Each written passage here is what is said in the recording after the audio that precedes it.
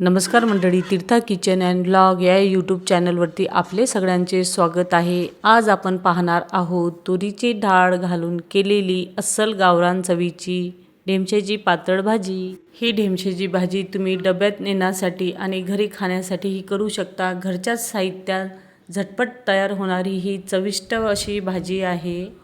ही ढेमशेची पातळ भाजी भाकरी, पोळी आणि भाताबरोबर कशा प्रकारे छान लागते ते आज आपण या व्हिडिओमध्ये बघूया। चला तर याला लागणारे साहित्य पाहूया।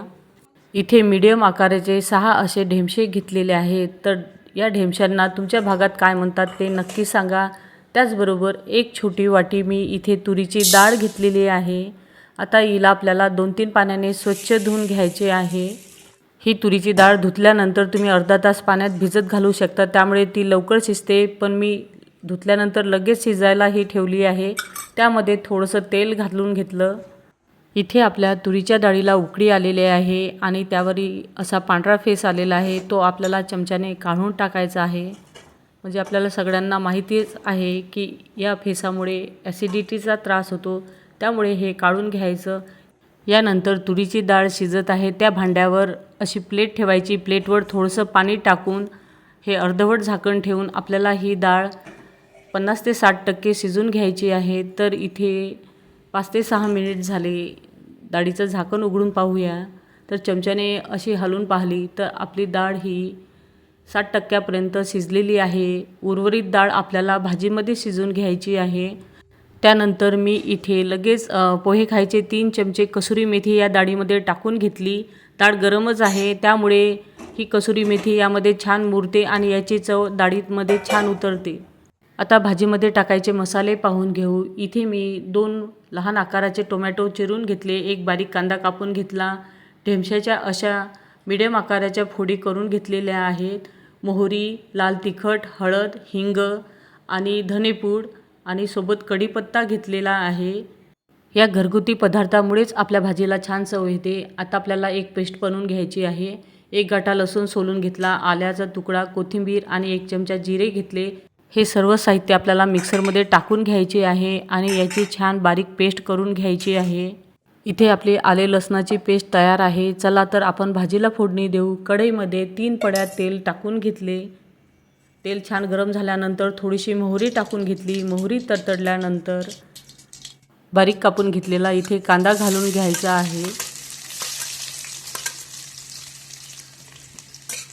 त्यानंतर लगेच थोडासा हिंग आपण इथे टाकून घेतला। आता कांद्याचा आणि हिंगाचा कच्चेपणा जाईपर्यंत हे तेलात चांगलं परतून घ्यायचं आहे।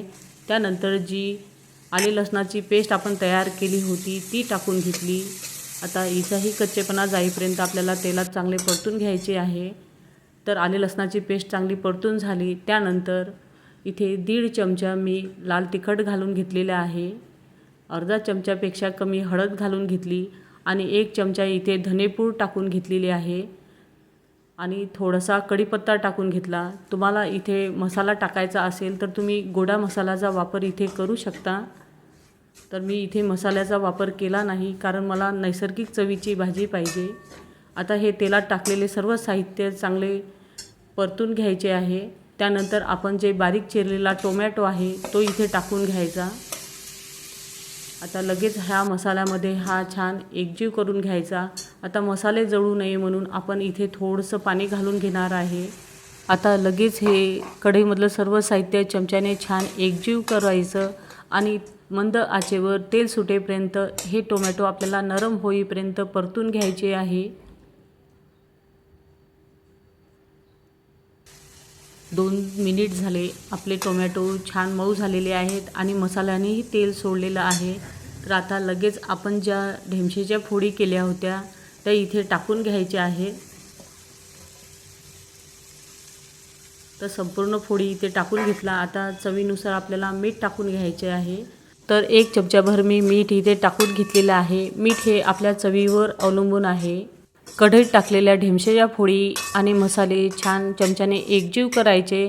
गॅसची फ्लेम ही मंद करायची आणि झाकण ठेवून मंद आचेवर आपल्याला 3 ते 4 मिनिट या ढेमशेच्या फोडींना वाफ आणायची आहे। तर 4 मिनिट पूर्ण झाले। झाकण उघडून पाहूया आणि चमच्याने ह्या भाजी वर खाली करायची आहे। चमच्याने ही भाजी आपण चांगली हलवून घेतली. हिला छान दणदणीत वाफ आलेली आहे. त्यानंतर जी आपण तुरीची डाळ अशी अर्धवट शिजवली होती, म्हणजे गोडचिपी होती, ते संपूर्ण डाळ इथे टाकून घ्यायची. छान चमच्याने एकत्र करून घ्यायचे. आता दुसऱ्या शेगडीवर मी गरम पाणी ठेवले होते, तर इथे आपल्याला पाणी घालून घ्यायचे आहे. तर इथे गरम पाण्याचाच वापर आपल्याला करायचा आहे. आपल्या आवश्यकतेनुसार, म्हणजे भाजी किती प्रमाणात पातळ किंवा घट्ट पाहिजे त्यानुसार इथे आपल्याला पाणी टाकून घ्यायचे आहे. इथे आपल्या आवश्यकतेनुसार पाणी टाकून घ्यायचे. भाजी छान एकत्र करायची आणि झाकण ठेवून 5 ते 6 मिनिट मंद आचेवर भाजी शिजवून घ्यायची आहे. तर इथे आपले 6 मिनिटं पूर्ण झाले. झाकण उघडून पाहूया. भाजीवर छान तरी आलेली आहे आणि भाजी आपली शिजली की नाही ते पण पाहूया. तर आता तुरीची डाळ पाहू. तर ही डाळ पूर्णपणे विरघळली नाही. तसेच ढेमशेच्या फोडी अशा बोटाने दाबल्या तर लगेच दबतात, म्हणजे भाजी ही आपली खाण्यासाठी तयार आहे. आता यावर चांगली हिरवीगार कोथिंबीर टाकून घ्यायची. पौष्टिक आणि चविष्ट अशी तुरीच्या डाळीची डाळ ढेमशाची भाजी तुम्हाला कशी वाटली हे नक्की कमेंट्समध्ये सांगा. ही भाजी तुम्हाला डब्यात नेण्यासाठी, संध्याकाळच्या वेळी खाण्यासाठी छान पर्याय आहे. एकदा नक्की करून पहा आणि माझ्या चॅनलला सबस्क्राईब करायला विसरू नका. धन्यवाद.